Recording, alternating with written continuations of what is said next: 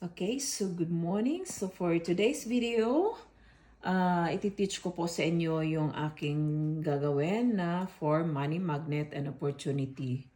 Okay, so you need 1 spoon of salt and 1 spoon of cinnamon. Okay, cinnamon ground po ito ha. So, ayan, sa ating kamay, of course, before nyo gagawin lahat ng bagay, as I said, always po, mag-umpisa tayo kay God, okay? Na itong mga ito is, ina-allow niya for us to help us in our daily life, sa pamumuhay natin sa pang-araw-araw natin na pangangailangan, okay? So, always talaga na hihingi natin sa Kanya ito. And then, after lang lahat, of course, nang matapos ito, after, kailangan pasasalamat din sa Kanya at sa universe na sa ibibigay. Hindi pa man nangyari sa buhay mo, hindi pa naman na-grant kaagad in that minute na natapos ka. But you have to believe na mangyayari yung lahat ng winish mo dito or yung mga affirmation na binigay mo sa ritual na ito ay mangyayari sa buhay mo. Kailangan kasi strong faith. Why you do this? It's because you have faith. Kasi hindi mo naman to gagawin kung hindi ka naniniwala, right?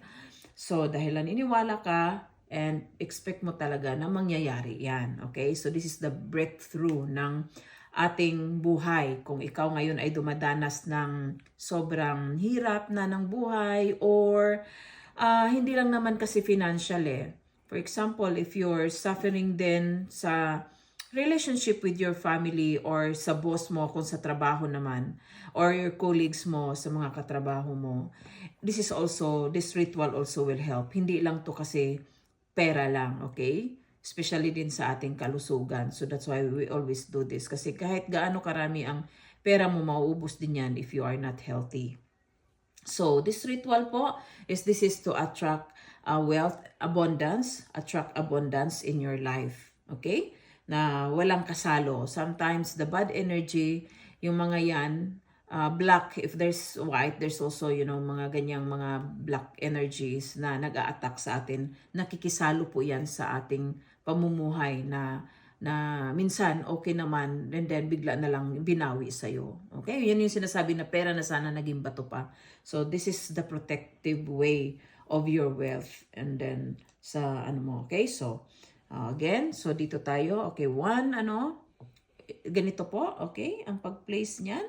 So as I said, before you perform this one, you have to ask the guidance from the Lord, okay? So I will start now.